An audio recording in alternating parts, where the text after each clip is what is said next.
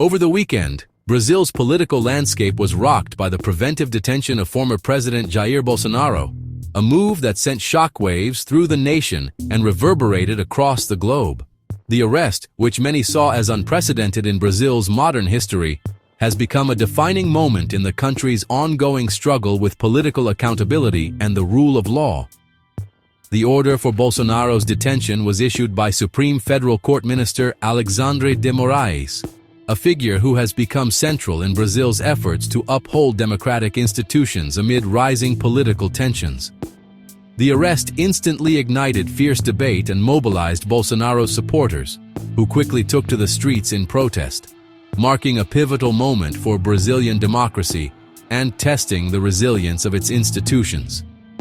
This event forces Brazil to confront tough questions about justice, political power, and the boundaries of dissent. Across the country, citizens and experts alike are grappling with what this means for the future of their democracy.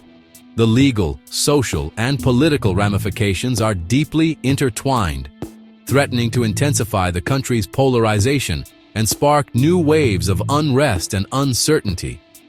Understanding this moment requires separating fact from partisan spin and examining the motivations of all key players, from the judiciary to the political elite and the media.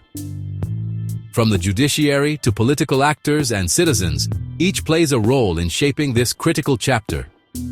The decisions made now will echo for years to come, influencing Brazil's path forward.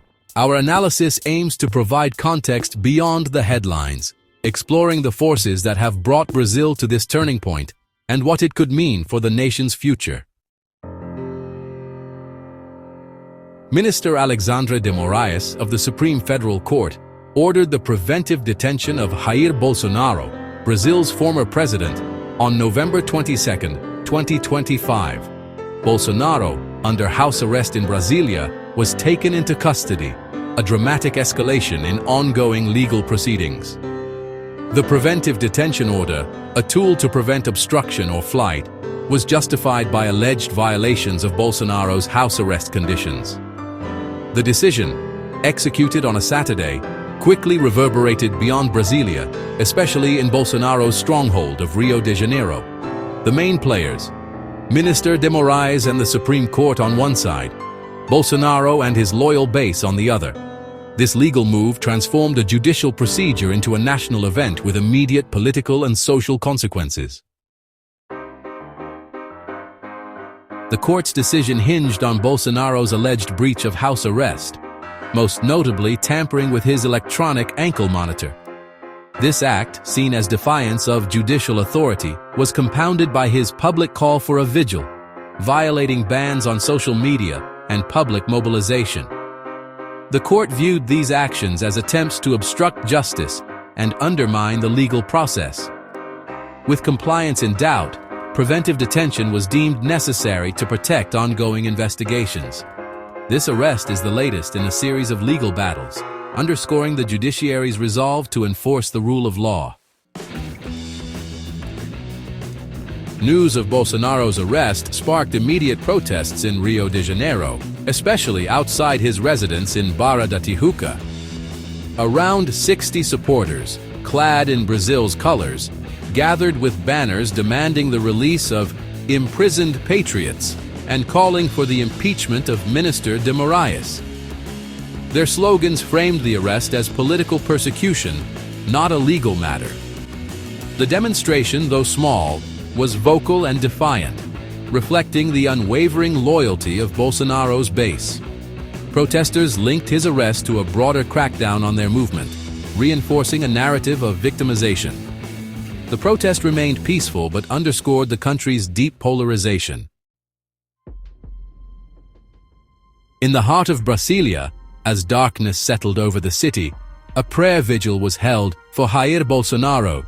The event was led by his son, Senator Flávio Bolsonaro, who addressed the crowd with a message of hope and resilience. What began as a solemn gathering, filled with prayers and candlelight, quickly took a dramatic turn. The vigil, which merged religious devotion with fervent political support, attracted around 100 people. Among them were not only devoted followers, but also several high-profile political allies, all united in their support for Bolsonaro and their shared beliefs. Suddenly, the atmosphere shifted. Tensions erupted when a man, later discovered to be posing as a pastor, took the microphone and spoke out in favor of Bolsonaro's arrest. His words, delivered in the midst of a crowd already on edge, sparked immediate outrage and quickly escalated into physical violence.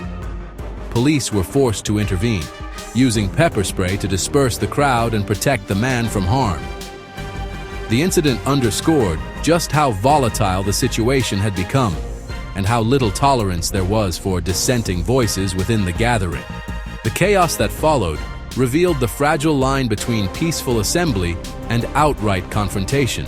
Even an event meant for prayer and unity could spiral into violence in a matter of moments, exposing deep divisions. It was later revealed that the so-called pastor was actually a member of a progressive group opposed to Bolsonaro, who had used the vigil as a platform to make a provocative statement and challenge the crowd's beliefs. This episode starkly illustrated the dangerous polarization gripping Brazilian society, where faith, politics, and confrontation now collide with increasing frequency and intensity. Minister Alexandre de Moraes stands at the center of the storm, seen as either a defender of democracy or an activist judge, depending on perspective. Bolsonaro's sons, especially Flavio and Carlos, have become chief mobilizers, rallying supporters, and shaping the narrative through public events and social media. Key politicians from Bolsonaro's Liberal Party, including Senator Rogério Marinho and others, lent legitimacy to the protests by their presence. These figures are not just reacting, they're actively shaping events and deepening divisions. Competing narratives, judicial accountability versus political persecution, fuel the ongoing drama. Each actor's moves set the stage for further confrontation and entrenchment. Bolsonaro's arrest and the ensuing protests have further destabilized Brazil's already fragile political landscape. The country, which has long struggled with political polarization and mistrust, now finds itself at a critical crossroads. The streets have become battlegrounds for competing visions of Brazil's future, with emotions running high and uncertainty looming over the nation. The event has hardened divisions, with each side seeing either justice served or a political conspiracy. Supporters of Bolsonaro claim the arrest is a targeted attack meant to silence opposition, while critics argue it's a necessary step to uphold the rule of law. This deepening rift is fueling anger and suspicion on both sides. Trust in institutions, especially the judiciary, is eroding, threatening the foundations of democracy. Many Brazilians now question whether the courts are acting impartially or if political motivations are influencing key decisions.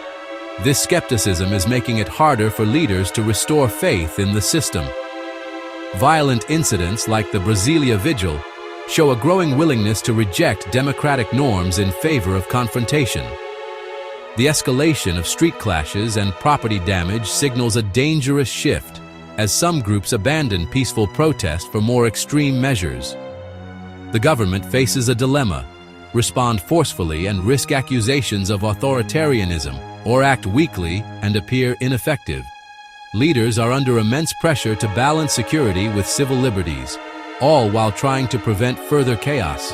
In Congress, polarization will likely intensify, making consensus and reform even harder.